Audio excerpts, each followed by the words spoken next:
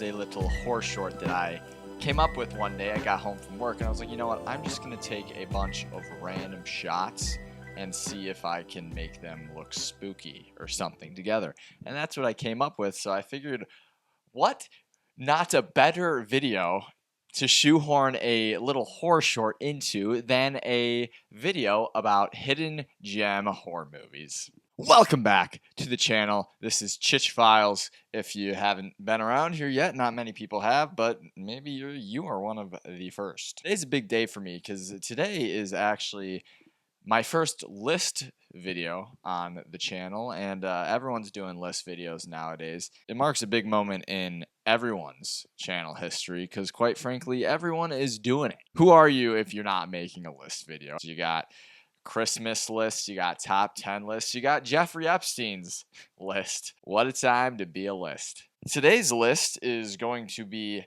5 hidden gem horror movies that I think you need to watch immediately right now. And before we begin, I would just like to note these are going to be completely spoiler free. Totally spoiler free. I hate spoilers. I hate them more than life. I hate them more than loud noises and babies. I won't spoil. Have faith in me. These are actual hidden gems. I've seen some movies in my day, all right? Trust me. I know horror. It is my favorite genre. So without further ado, some movies you haven't seen before. Sorry. That was a bad joke. All right, let's get to the real list. Tourist Trap, which came out in 1979, is my favorite of the Texas Chainsaw Massacre spin-offs that hit in the decade following the release of Texas Chainsaw Massacre. Tourist Trap has everything you want out of a horror movie. A lost group of friends, a mysterious mannequin maker, mannequins, a cabin in the woods, supernatural hijinks. It doesn't get more textbook than that. Like Texas Chainsaw Massacre, it does a great job of creating this grimy, sweaty, lived-in environment that sets this tone of dread. You feel like you can take a slice of this southern summer heat and eat it for breakfast through the screen. Honestly, a lot of older horror movies don't usually creep me out, but this one is legitimately creepy. There's something about the nature of mannequins and dolls that are just perfect, for horror movies. It blends some slasher tropes with like supernatural weirdness and honestly some surreal imagery that's way ahead of its time and honestly kind of Lynchian. Mannequins, telekinesis, off-kilter atmosphere. I don't know what more you need. It's criminally overlooked, deeply unsettling, and absolutely worth a watch.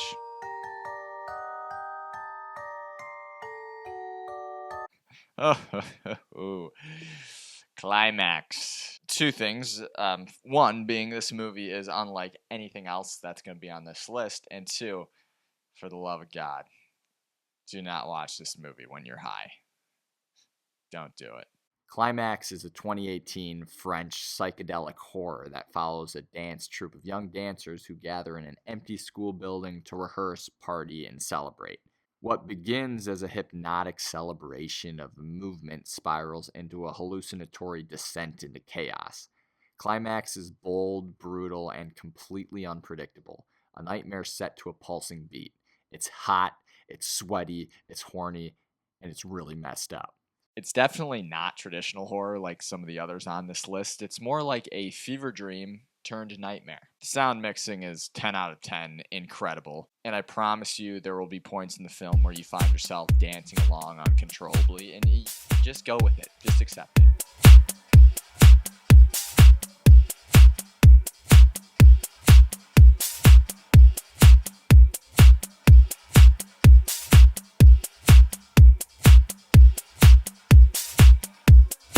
It's directed by acclaimed French director Gaspar Noé, and if you've seen a Noé film, you'll be saying, "No way, Jose." I just came up with that. I did. His movies are terrifying in a completely messed up kind of way. They are more hypnotic and drive you to lunacy more than anything else. This guy has a twisted mind, but his films are all incredibly beautiful to look at and very unique, as I said, in his own way. They're heavy, they're very dark, They are existential, and Climax fits the bill for all three of these. You don't want to miss it. Moloch. So I stumbled upon this one a couple years back on a streaming service called Shudder, which is a dedicated streaming service just for horror movies. Whew, when I found out that there were horror movies of this caliber out there that I had not seen and not even heard of, my life was changed forever. European horror is freaky. This one's for the folk horror fans who like their scares slow, atmospheric, and vaguely cursed. Set in the fog-drenched marshes of the Netherlands, Moloch follows a woman living near the site of a strange archaeological dig.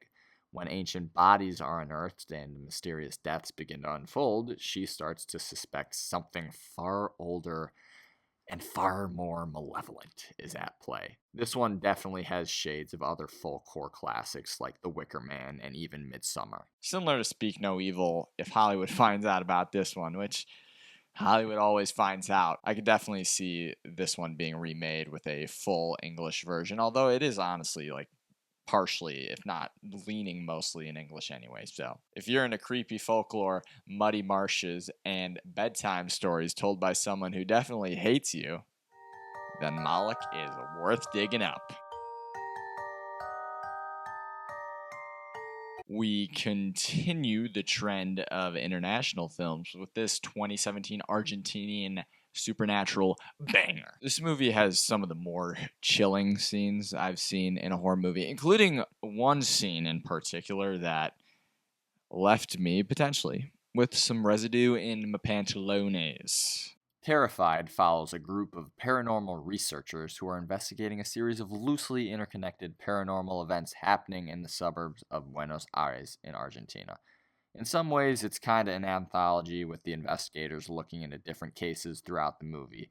Each storyline is creepy and intense in its own way, and while they all take place in the same block and affect the same core characters, the movie loosely weaves them together rather than telling a single linear narrative.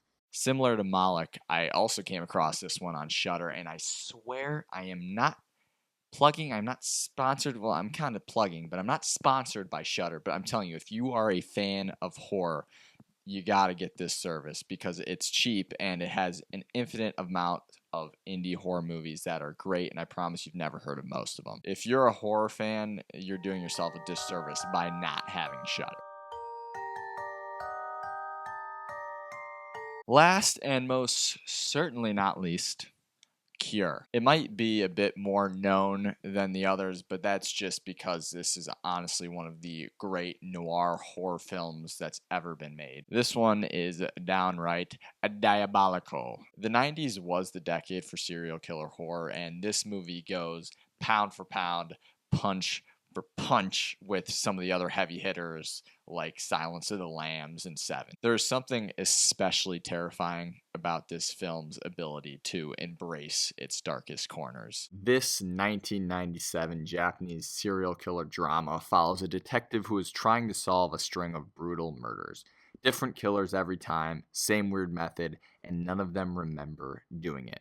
The deeper he digs, the more things start to unravel in really unsettling ways. It's eerie, quiet, and completely hypnotic.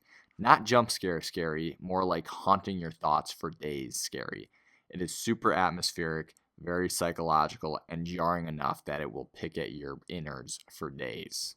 Quintessential horror leaves the viewer with more questions than answers, and this movie amplifies that concept and just freaking takes it up about a million notches. Not only is it just a really great horror movie, it's objectively a really, really great movie, period. It infects you and leaves the sinister thoughts lingering. And there you have it. 5 spooky horror movies that, maybe you should just watch one tonight. Knock yourself out. Usually I script out these things, and I started recording and I realized that I was looking at my script and I don't actually have a conclusion here. How does one end a list? I didn't prepare for this. Okay, how about this? How about Yeah. How about I'll tell you the secret to life and then we'll end it. Okay. So basically, first off, you just have to